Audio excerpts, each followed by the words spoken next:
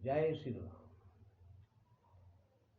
ओम वक्रतुंड महाकाय सूर्यकोटि समप्रभ निर्विघ्नं कुरु मे देव सर्वकार्येषु सर्वदा।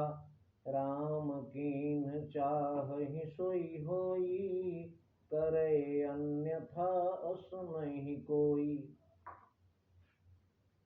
अहिल्या की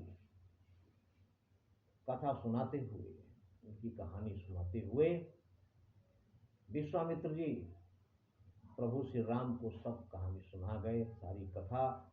उसके बाद प्रभु श्री राम को निर्दोष माता अहिल्या पर बहुत ही दया आई और प्रभु ने अपने चरण रज से उस शिला को स्पर्श कर दिया और जैसे ही स्पर्श किया, पर सत पद पावन शोक नसावन प्रकट भई तप पुंज सही। उस चरण स्पर्श करते ही उस शिला से तुरंत वो शिला माता अहिल्या के रूप में परिवर्तित हो और अहिल्या ने प्रभु श्री राम की बहुत स्तुति और कहते हैं, यही पद सुर सरिता परम पुनीता प्रगट भई शिव शीश धरी। जिन चरणों में माता गंगा का निवास है, यही पद सुर सरिता परम पुनीता प्रकट भई शिव शीश धरी। उन चरणों में माता गंगा का निवास है। उन चरणों से निकलने के बाद माता गंगा को भगवान महादेव ने अपने सिर पर धारण किया, शिव शीश धरी। जिन चरणों के दर्शन करने के लिए ऋषि लोग युगों युगों तक तपस्या करते रहते हैं, लेकिन फिर भी उन्हें उनका दर्शन इतनी आसानी से नहीं हो। सोई पद पंकज, वही चरण कमल, यही पूजत अज, जिसकी ब्रह्मा भी पूजा करते हैं। मम सिर धरे कृपाल भरी, मेरे सिर पर भगवान श्री राम ने वो अनमोल दुर्लभ चरण कमल हमारे सिर पर प्रभु श्री राम ने अपने आप रख दिया। हमसे बड़ा भाग्यशाली इस संसार में और कोई नहीं है। ऋषि साप जो दीन्हा अति भल कीन्हा, ऋषि गौतम ने जो मुझे साप देकर पत्थर बना दिया, बहुत अच्छा किया था। मुनि साप जो दीन्हा अति भल कीन्हा, परम अनुग्रह मैं माना। मैं उनकी बहुत आभारी हूं, उनकी बहुत कृपा है हमारे ऊपर, जो उन्होंने साप देकर मुझे पत्थर बना दिया। देखे भरी लोचन प्रभु भव मोचन, यह लाभ शंकर जाना। माता अहिल्या कहती हैं कि मैं उस प्रभु के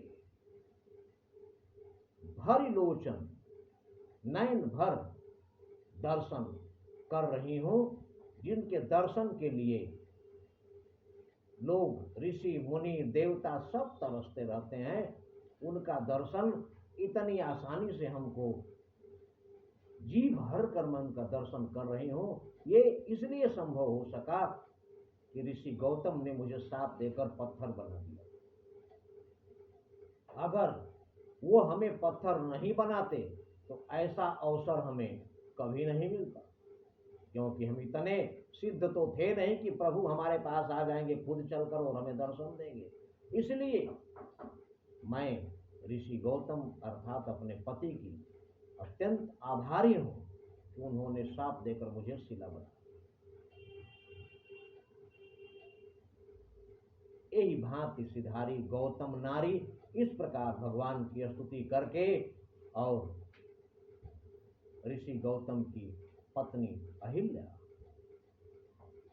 यही भांति सिधारी गौतम नारी बार बार हरिचरण परी, बार बार प्रभु श्री राम के चरणों में सिर नवाती है, साष्टांग दंडवत कर रही हैं। और इसके बाद जो अति मन भावा सो बर पावा, जो सबसे अच्छा मन भाने वाला उनको जो चीज चाहिए थी वही वरदान मिला। भगवान श्री राम के दर्शन, उनकी भक्ति, सब कुछ मिल गया।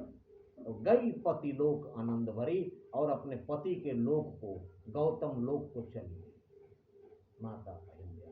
इस प्रकार उस शिला रूपी अहिल्या का उद्धार भगवान श्री राम के चरण कमल से ही, की रज से ही हो गया।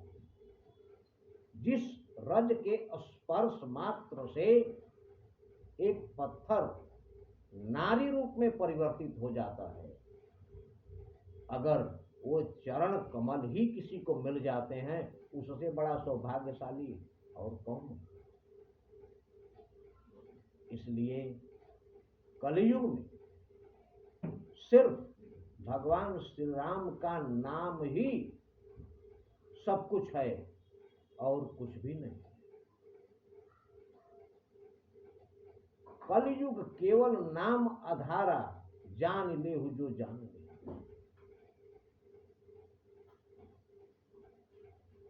इसलिए नहीं कलि कर्म न भगति विवेकु,